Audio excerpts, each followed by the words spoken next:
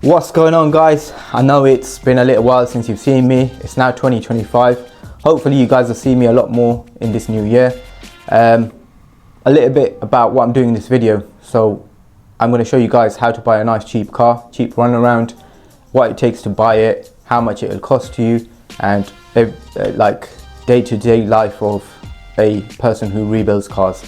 I know there's a lot of videos out there, but I don't think anyone delves into it this deep just to show you exactly how it's done. So I'm going to show you the process of buying it. I bought the car from auction, Copart car obviously. So yeah, let's go and show you the car first and then we go from there. So this is it, guys. It's a 2016 Vauxhall Astra. It's a 1.6 CDTI, very good on fuel. I'm after miles per gallon, not smiles per gallon, so this car does me perfect. As you can see off the bat, the color, it's bronze.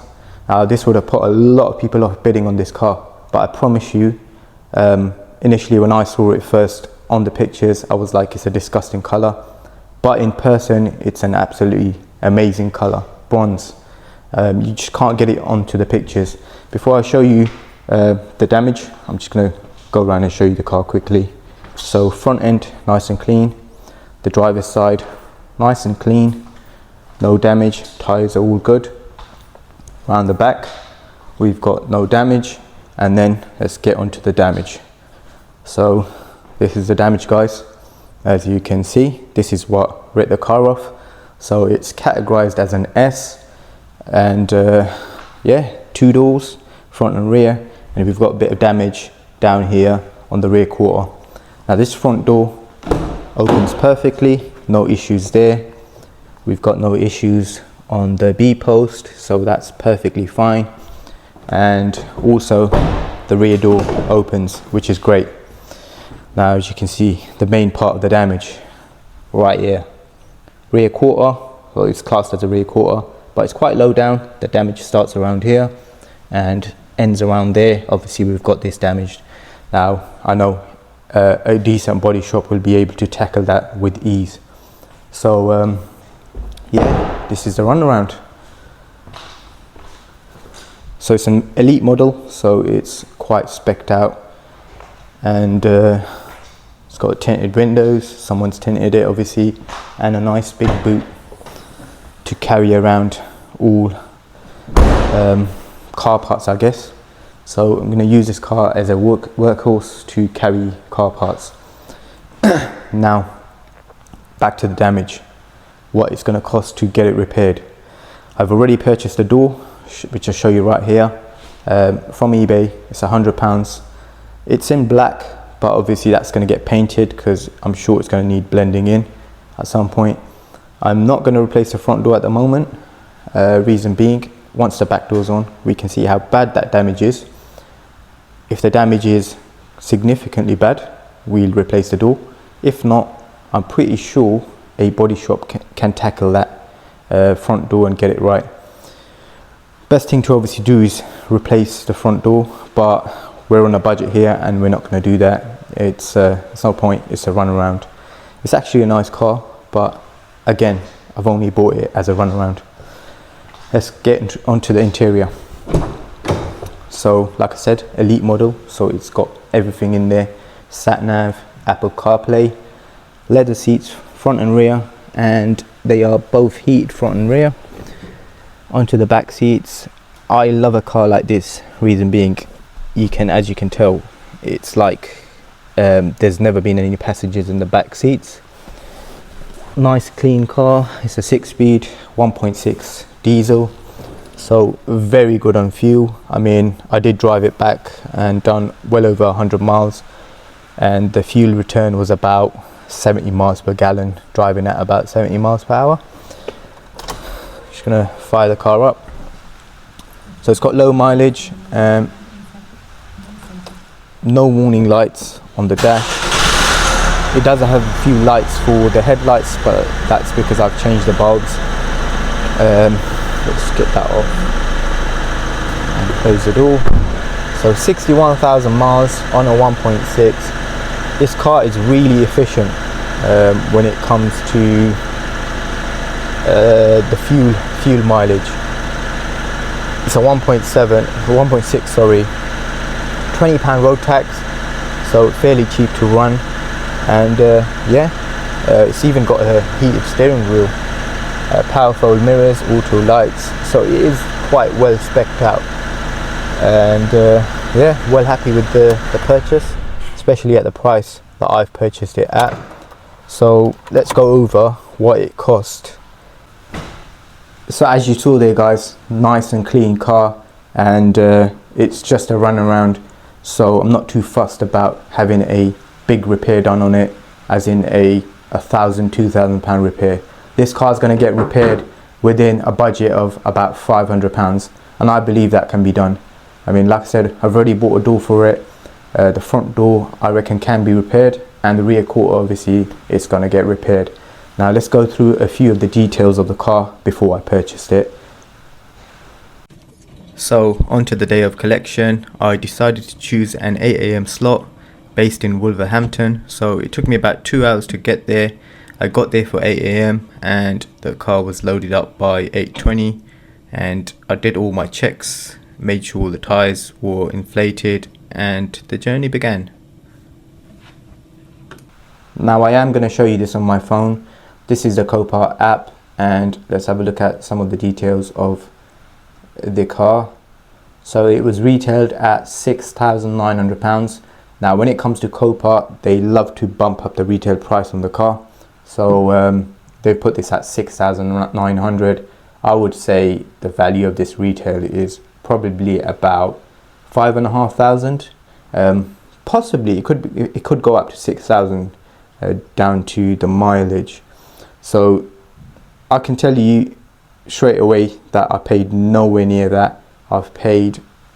In fact, I paid about 20% of that value. I'll show you the exact figure once I've gone through a few details.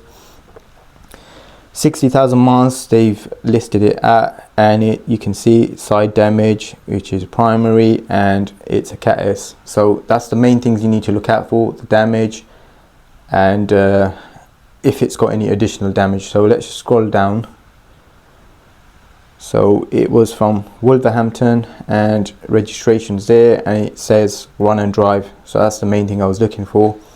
You have to factor in, when you're purchasing a car, the cost of delivery or the cost of you going to collect the car.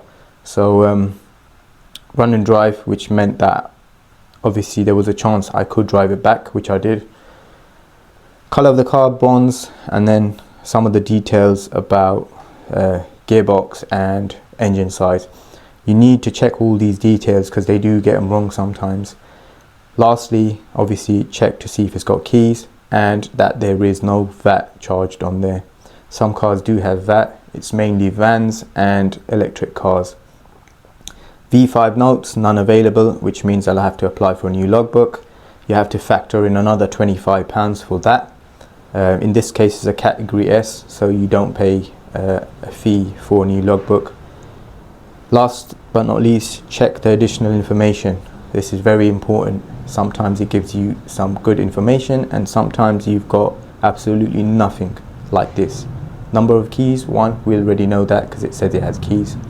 And view full vehicle mileage history via vehicle report. I didn't bother because obviously it's a cheap car. If it was a much more expensive car like the M2, I would do a full car check, be it Car Vertical or one of the other big names. So now on to some of the pictures. We've got the front of the car, looks nice and good. Obviously I looked through all these pictures to make sure everything is fine. As you can see, everything looks perfect. Now the main thing I'm looking for now is to see whether the car is drivable. This is before I place any bids. So engine bay, and then this is the part I'm looking at to see if there's any warning lights. And straight off the bat, I've noticed it's got tire warning sign on there. So she's not it's not put me off, because I can see in the pictures that the tires are, in fact, they do have air in them. So I've placed a bid on the car and I've won the car. So I've decided I will drive the car back instead of taking my truck out. I just got someone to take me there. If I did take my truck, it would cost me about £100. Me going to collect it myself cost me approximately £30 in fuel. So 100 miles, it cost me about £30. Alright, so before I went to pick the car up, how did I prepare myself going to pick the car up? So as you saw, it had a flat tire, possibly a flat tire. So what I did was I prepared myself a toolkit. It's got all the bits I need if I need to change a tire or anything like that. I took a tire pump, so to pump the tires up if there's any issues with the tires. I also took a tire puncture repair kit, just in case I need that and it's got a puncture. What else did I take? High vis. You need to take a high vis. I did forget mine, but the guys at the yard kindly lent me one. And what else? That's about it really. So went to pick the car up. I had to pump all the tires up. They were flat, down to about 20 psi. It's great that the car's got a tire pressure monitor with all the information on there. So I pumped all the tires up, drove it straight back. Absolutely perfect. The car drove like a dream. Like a brand new car. Honestly, this car is really nice to drive. So yeah, drove it back, and then obviously I've got it back. Purchased the door straight away because I know exactly what I need. I know that door's not going to be replaceable, so I had to buy that. Let's go into how much I paid for it now. Okay, this is the moment you've been waiting for. Now, I paid £1,350 for this car, which is absolutely amazing. It's 20% of the car's retail value. Now I know you have to add fees for Copart and loading fees, etc. Factor in the money for the fuel and taking time out to go and collect it. In this case, it cost me nothing. It's my own time. So yeah, all in all, it cost me £1,760, I believe, to bring the car home. And yeah, £6,900 retail value by Copart, and I've just paid well under £2,000 for the car. I'm trying to factor in the repair into this cost, so if I do that, I've given myself £500 to repair the car. That brings the total to £2,200 roughly. What does that mean? I've paid a third of what the retail value is of the car, and I've got myself a decent car. Runs perfectly fine.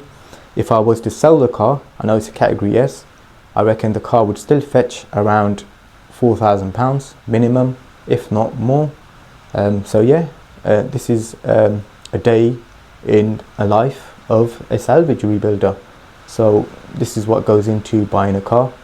The way I choose my cars is I make sure I know exactly what I'm buying and whether I can do that repair.